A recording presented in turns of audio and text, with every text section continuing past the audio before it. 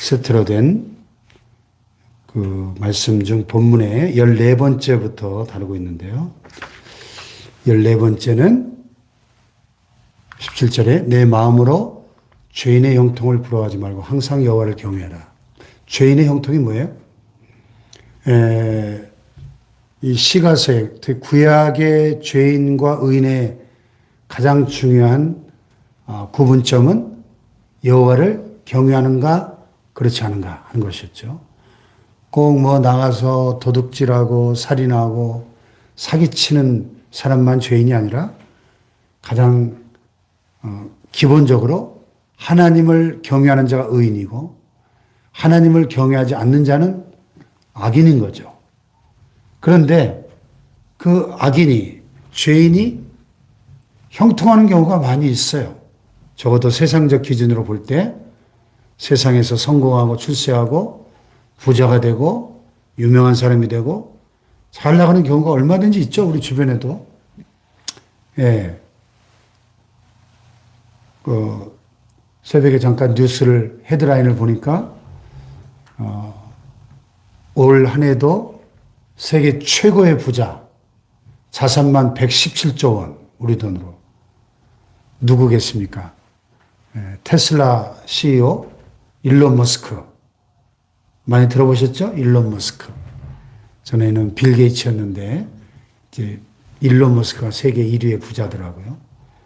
근데 제가 알기로 일론 머스크는 하나님을 안 믿는 사람이거든요. 그런데도 재산이 117조 원이에요. 도대체 그 돈을 언제 어떻게 다 쓰고 죽으려나 모르겠는데. 그래서 이제 돈을 쓸 데가 없으니까 화성에 이주하려고 화성에 이주 계획을 뭐 엄청난 돈을 들여서 세우고 있더라고요. 우리의 마음속에 그렇게 저 하나님도 모르는 사람들도 저렇게 잘 먹고 잘 사는데 하는 죄인의 형통을 부러워하는 마음이 있을 수 있다는 거죠. 시편에도 있지만은 악인의 형통, 하나님을 경외하지 않는 불신앙인의 형통을 부러워하지 말고 시기하지도 말고, 왜냐하면 그들은 풀과 같이 속히 배임을 당할 것이기 때문에, 푸른 채소같이 쇠잔할 것이기 때문에 그것은 부러워할 일이 아니고 우리가 할 일은 뭐예요? 항상 여호와를 경외하라. 여호와를 경외하는 것이 지혜고 여호와를 경외하는 삶이 가장 복된 삶이고 그 인생이 가장 성공한 인생인 줄로 믿습니다. 할렐루야. 예. 항상 여호와를 경외하는 그 사람에게 정령이 내 장래가 있겠고 내 소망이 끊어지지 아니하리라 그랬습니다. 할렐루야. 예, 우리가 모두가 미래에 대한 막연한 불안감이 있고 미래에 과연 내가 어떻게 될 것인가 하는 그 두려움 때문에 사람들이 사실은 나이를 먹어갈수록 그 노후의 삶에 대한 불안감들이 다 있잖아요. 그런데 성경은 우리에게 분명하게 우리의 미래에 대해서 항상 여호와를 경외한다면, 하나님을 믿고 의지하며 산다면 반드시 우리의 장래가 있고 우리의 소망이 끊어지지 않는다고 약속하십니다. 할렐루야. 예.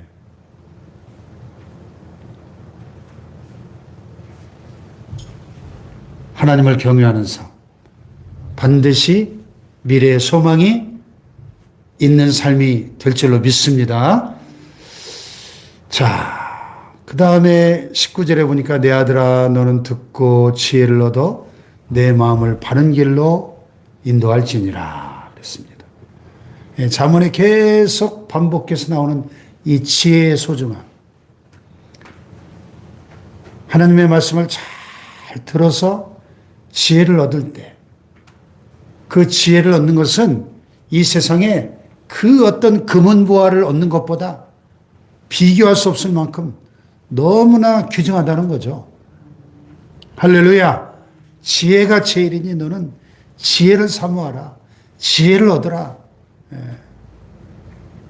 솔로몬은 사랑하는 아들에게 이 지혜의 소중함을 계속 강조하고 있습니다. 왜냐하면 그 지혜를 얻을 때 우리의 마음이 바른 길로 인도되니까. 여러분, 인생을 산다는 것은 결국 길을 가는 것인데 우리를 파멸로 이끌려고 하는 잘못된 길들이 얼마나 많습니까, 이 세상에. 바른 길로 가야 되는데 그 길이 생명의 길인데, 그런데 인생을 가다 보면 편안해 보이고 좋아 보이는 넓은 길들이 많거든요. 근데 그 넓은 문으로 들어가서 넓은 길로 가면 예수님 말씀처럼 멸망으로 가는 길인데, 많은 사람들이 넓은 문으로 들어가서 넓은 길로 간다는 거예요. 지난 토요일 날 그 옥천의 그 유명한 천상의 정원, 청주 주님에게 주서택 목사님이 설립하신 내적 치유센터였죠. 그 수양관, 주님에게 수양관을 이렇게 바람 쐬러 갔다 왔는데요.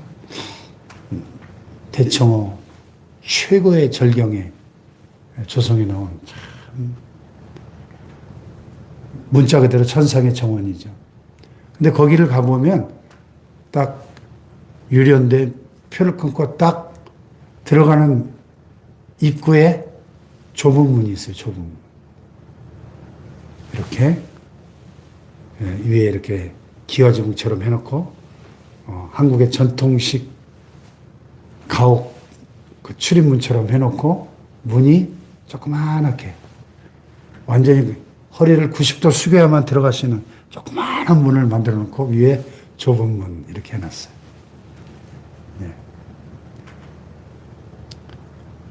여러 가지 그 메시지가 있는 그런 시설이죠. 천상의 정원으로 들어가는 문이 넓은 문이 아니고 좁은 문이에요. 좁은 문. 좁은 문으로 딱 들어가면 쭉 돌로 바닥에 깔아놓고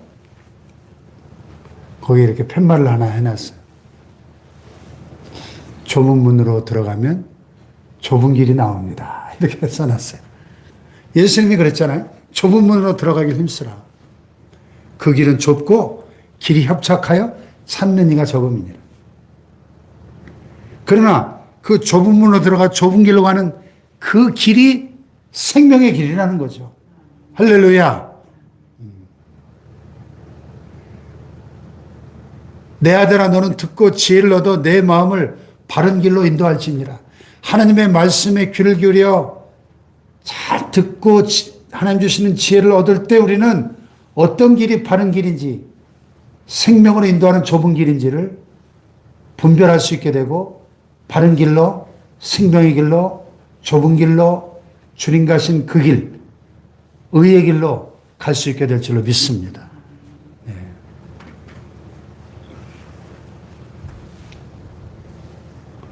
자, 이제 20절부터 마지막 절까지는 세상 향락을 멀리하는 삶을 살아라 하는 훈계의 말씀이죠. 술을 즐겨하는 자들과 고기를 탐하는 자들과 더불어 사귀지 말라.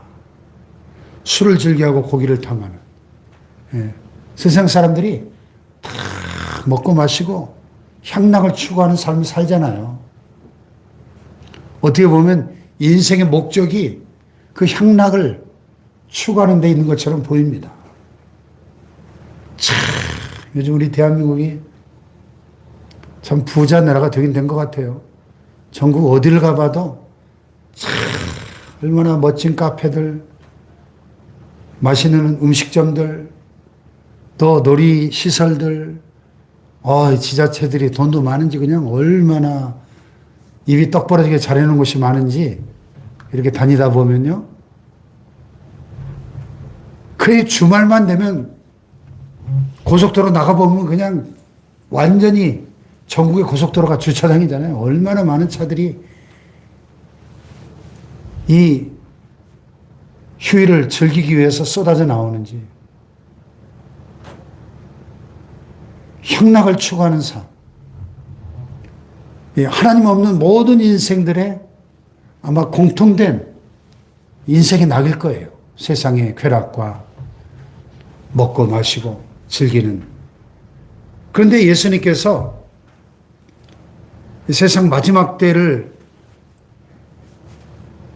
경고하시면서 인자가 임하는 그때가 롯의 때와 같고 노아의 때와 같다, 이렇게 말씀하셨죠. 롯의 때가 뭐예요?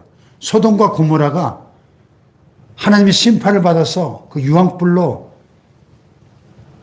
멸망받을 때, 완전히 하늘로부터 소낙비처럼 쏟아지는 유황불로 잿더미가 되어버릴 때, 그들이 그렇게 하늘로서 유황불이 떨어져서 그냥 잿더미가 되는 그날까지도 먹고 마시고 장가가고 시집가고 즐기느라고 정신없었다는 거예요. 완전히 불구덩이가 될 때까지 왜 그렇게 죽는지도 모르고 죽어갔다는 거죠.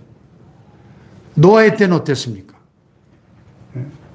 그 엄청난 전무후무한 홍수로 온 세상에 천하의 높은 산 꼭대기까지 다 잠길 정도로 그 무서운 홍수로 세상의 심판을 받을 때까지도 사람들이 여전히 먹고 마시고 시집가고 장가가고 사고 팔고 집을 짓고 그러면서 세상 향락에 빠져 살았다는 겁니다. 그와 같이 예수님이 다시 오실 그 재림의 때에도, 세상 종말의 때에도 사람들은 여전히 먹고 마시고 사고 팔고 집을 짓고 시집가고 장가가고 세상의 향락에 취해서 살아가고 있을 것이다. 예수님이 경고하셨다는 것입니다. 네. 그래서 그 세상의 향락, 또 음녀는 깊은 구덩이요 이방 여인은 좁은 함정이라, 육체의 쾌락을 추구하는 삶, 술에 취하는 삶, 이 모든 세상 향락들이 결국은 우리를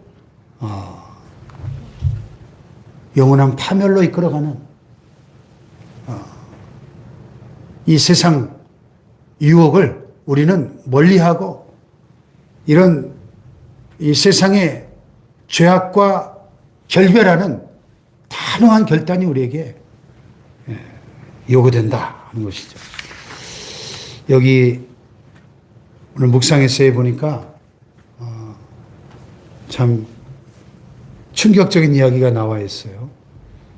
영화로도 만들어진 6일간의 깨달음이라는 책에 저자인 아론 레스톤이라는 사람이 겪은 일이 나오는데, 이 저자가 로키 산맥 45개 봉우리를 등반한 아마 그런 등반 매니아인가 보죠. 미국에 가면 유타주라고 서북부에 그 사막, 거의 사막 지역이 있어요. 그 유타주의 말발굽 협곡에 들어섰다가 이 큰 아마 바위가 굴러 떨어졌는지 그 바위에 깔려가지고 한쪽 팔이 그 바위에 끼어버린 거예요. 뭐 휴대폰이 있으면 119를 부르겠지만 아마 휴대폰도 없었는지 한쪽 팔이 껴가지고 꼼짝달싹할 수가 없는 거예요. 사막이니까 밤에는 춥고 낮에는 뜨겁고 뭐 그대로는 그냥 그대로 죽을 수밖에 없는 거죠. 누가 자기를 발견해 주지 않으면. 그래서 이 사람이 여기서 이대로 얼어 죽을 것인가? 아니면 이 팔 하나를 버리고 살 것인가? 기로에 선 거죠. 그래서 그는 결국 자기 팔을 포기하기로 하고 자기가 갖고 있던 칼로 한쪽 팔을 잘라내고 살아날 수 있었다는 거예요. 책에서 그는 이렇게 말한대요. 내 팔 하나가 내 목숨값이었다. 팔 하나가 목숨값이잖아요. 그렇죠? 그대로는 죽는 것이고 팔을 잘라내지 않으면 죽을 수밖에 없으니까 팔을 잘라내는 결단을 통해서 살 수 있었다는 거예요. 예수님 말씀이 연상되지 않나요? 만일 내 오른팔이 너를 범죄케 하면 어떻게 하라 그랬죠? 찍어내버리라 그랬죠. 한 손으로 천국 가는 것이 두 손 가지고 지옥불에 던져지는 것보다 낫다 그랬잖아요. 천국에 갈 것인가 지옥에 갈 것인가. 욕망을 따라 살면 육신의 정욕의 노예로 살면 그 팔이 바위 틈에 끼어서 결국 얼어 죽는 그 사람처럼 결국 영원한 지옥의 죽음을 파멸을 피할 수 없다 하는 거죠. 우리에게 이 육체의 욕망의 노예가 되지 않도록 죄를 끊어버리는 단호한 결단과 단절이 요구된다는 거예요. 단절이. 죄와의 단절, 팔을 끊어버리는 것과 같은 이런 단호한 죄와의 결단이 우리에게 요구된다 하는 것이죠. 할렐루야. 네. 하나님을 경외하며 향락을 멀리하는 삶. 하나님을 경외할 때 정말 하나님을 두렵고 떨림으로 경외하는 삶을 살 때 우리는 죄를 미워하고 단호하게 끊어버리는 죄를 멀리하는 거룩하고 성결한 삶, 승리하는 삶을 살게 될 줄로 믿습니다. 할렐루야. 그런 지혜자의 삶이 되길 주님의 이름으로 축복합니다. 기도하십시다.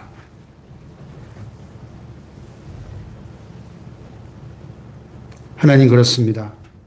참으로 하나님을 경외하는 지혜자의 삶으로 죄를 멀리하고 죄와 결별을 선언하고 죄를 끊어버릴 수 있는 결단이 우리에게 있게 하여 주시옵소서. 우리 주여 삼창하기도 합니다. 주여.